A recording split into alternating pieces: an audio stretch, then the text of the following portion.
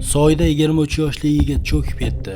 Ukraina Taganrog portida tanker, 2 samolyot va Iskander tizimini yo'q qildi. O'zbekistonda gaz qazib olish hajmi kamaydi. Farg'onada Nexia 2 va Onyx to'qnashishidan bir kishi vafot etdi. O'zbekistonda 4 kunga sel xavfi e'lon qilindi. Namangan viloyatining Pop tumanidagi dam olish maskanida 23 yoshli yigit cho'kib ketdi. Bu haqda Bosh prokuratura matbuot kotibi Hayot Shamsuddinov xabar berdi. Ma'lum qilinishicha, joriy yilning 28-may kuni 23 yoshli yigit qarindoshlari bilan birgalikda Pop tumanida joylashgan dam olish maskaniga kelib, u yerdan oqib o'tuvchi Chodaksoy soyiga cho'milish maqsadida tushgan. Ehtiyotsizligi oqibatida u suvda cho'kib ketib, qayta chiqmagan. Mazkur holat yuzasidan Pop tumani prokuraturasi tomonidan tergovga qadar tekshiruv harakatlari olib borilmoqda. Tekshiruv doirasida tuman favqulodda vaziyatlar bo'limining qutqaruvchilar jalb etilgan holda suvga cho'kib ketgan yigitni qidirib topish ishlari amalga oshirilmoqda, deyiladi xabarda.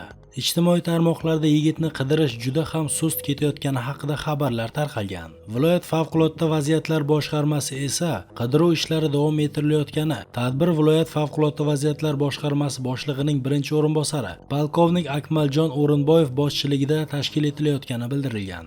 Jarayonda tuman favqulodda vaziyatlar bo'limi yong'in qutqaruvchilar tomonidan suv ustida, boshqarma qutqaruv otryadi qutqaruvchilar tomonidan esa suv ostida qidiruv ishlari amalga oshirilmoqda. Qidiruv tadbirlari uzluksiz davom ettirilmoqda, deyiladi xabarda. Ukraina Taganrog portida tanker, 2 samolyot va Iskander tizimini yo'q qildi. Rostov oblasti gubernatori Yuriy Selyusar Taganrog portida tanker va yoqilg'i saqlovchi rezervuarlar, shuningdek ma'muriy bino yonib ketganini ma'lum qildi. Uning so'zlariga ko'ra, jabrlanganlar yo'q. Shahar meri Svitlana Kambulova xabar berishicha, portda Perichaldagi yuklash infratuzilmasi ham shikastlangan. Shaharda esa bir necha binolarning, jumladan bolalar bog'chasi derazalari to'kilgan. Uning ma'lumotlariga ko'ra, 2 kishi dronlar parchasi qulashi oqibatida yaralangan. Hujumdan keyin shahar rasmiylari dronlar hujumi tufayli 27-kuni joriy etilgan favqulodda holat rejimi chegaralarni kengaytirishga qaror qilgan. Merning hisobot berishicha, portdagi yong'in bartaraf etilgan. Neft sizib chiqishi ro'y bermagan. Ukraina qurolli kuchlari pilotsiz tizimlar kuchlari qo'mondoni Robert Brovdi Taganrog portida yashirin flotga mansub tanker hamda Ko'rgan neft bazasiga zarba berilganini ma'lum qilgan. Bundan tashqari, uning so'zlariga ko'ra, Taganrogdagi harbiy aerodromda Tu-142 rusumli 2 samolyot va Iskander raketasi kompleksi yo'q qilingan. Brovdi aerodrom va tankerga berilgan zarbalar aks etgan videolarni e'lon qilgan. Shuningdek, dronlar anneksiya qilingan Qrim hududidagi Feodosiya shahridagi neft bazasiga ham hujum qilgan. Guvohlar tomonidan olingan kadrlarda hujumdan keyin bazada yong'in chiqqani aks etgan. Qrimda Ukraina dronlari R-280 Novorossiya federal trassasi, ya'ni yarim orolni Rostov oblasti bilan bog'laydigan hududni minalashtirish oqibatida benzin taqchilligi boshlangan. Yonilg'i quyish shoxobchalarida benzin talon bilan sotilmoqda. Bir kishi bir kunda 20 litrdan ortiq yoqilg'i xarid qila olmaydi. Shu bilan birga ko'plab zapravkalarda yoqilg'i shunchaki qolmagan. Hudud rahbari Sergey Aksinov vaziyat yaqin 30 kun ichida normallashishini va'da qilmoqda. Ukraina prezidenti Vladimir Zelenskiy Armaverdagi neft bazasiga hujumni alohida qayd etgan. Bizning navbatdagi uzoq masofali tadbirimiz bu davlat chegaramizdan 500 kilometr masofadagi nishon bo'ldi, deya yozgan Zelenskiy Telegram kanalida. Urushni kelib chiqqan joyiga qaytarayotganimiz juda adolatli. Rossiya o'z tajovuzini allaqachon tugatishi mumkin edi, ammo uning o'zi cho'zishni va davom ettirishni tanladi, deya qo'shimcha qilgan u. O'zbekistonda 2026-yil yanvar-aprel oylarida gaz qazib olish hajmi 2025-yil mos davriga nisbatan 2,4 milliard metr kub gazga qisqardi. Bu haqda Statistika qo'mitasi ma'lumot berdi. Tahlil qilinishicha, mamlakatda 4 oy davomida 12,6 milliard metr kub tabiiy gaz qazib olingan. Bu oxirgi yilning yanvar-aprel oylaridagi eng past ko'rsatkich hisoblanadi. Masalan, 2025-yil dastlabki 4 oyida 15 milliard metr kub gaz qazilgan. Hajmlar qolgan yillarning yanvar-aprel oylari bilan taqqoslansa, tafovut sezilarli kattalashib borgan. Xususan 2018-yilning ilk 4 oyida 19,5 milliard metr kub, 2019-yil mos davrida qariyb 20,5 milliard metr kub gaz qazilgan. Qolgan yillarning yanvar-aprel oylaridagi ko'rsatkichlar quyidagicha qolgan.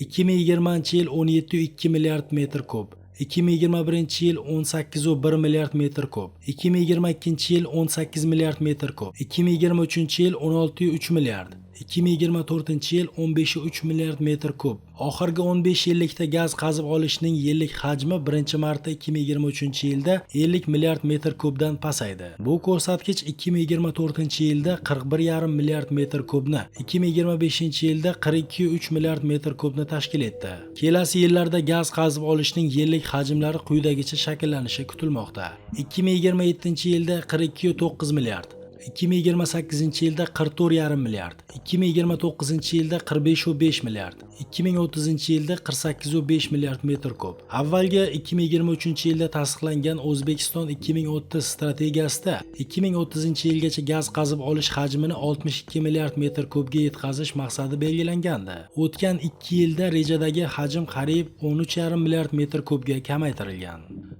Farg'onada Nexia 2 va Onyx to'qnashishidan bir kishi vafot etdi. Farg'ona viloyatining Quva tumanida Nexia 2 va Onyx ishtirokidagi yo'l transport hodisasida haydovchilardan biri vafot etdi. Bu haqda viloyat yo'l harakat xavfsizligi boshqarmasi matbuot xizmati xabar berdi.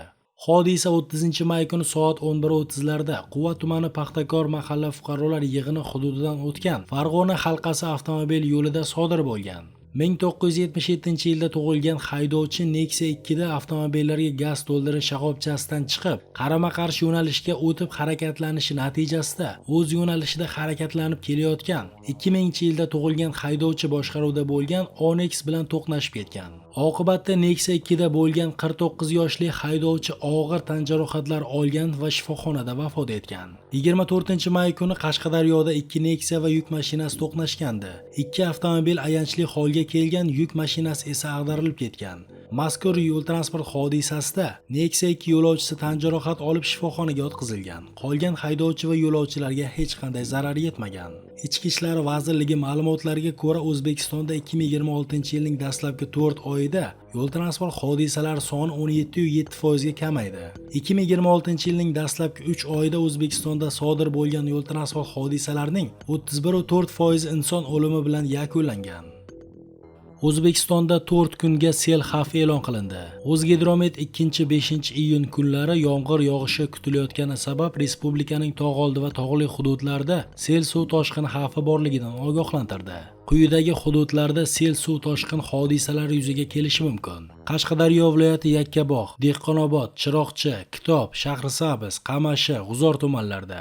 Surxondaryo viloyati Sariosiyo, Uzun, Oltinsoy, Denov, Boysun, Sherobod, Sho'rchi, Qumqo'rg'on, Muzrabot tumanlarida. Samarqand viloyati Urgut, Samarqand, Bulung'ur, Nurobod, Qo'shrabod, Kattaqo'rg'on, Payariq, Jomboy, Ishtixon tumanlarida. Navoiy viloyati Xatirchi, Navbahor, Nurota, Konimeh, Karmana tumanlarida. Jizzax viloyati Zomin, Baxmal, G'allorol, Sharof Rashidov, Forish, Yangiobod tumanlarida. Toshkent viloyati Ohangaron, Bo'stonliq, Parkent, Piskent, O'rta Chirchiq, Yuqori Chirchiq tumanlarida va Angren, Olmaliq shaharlarida.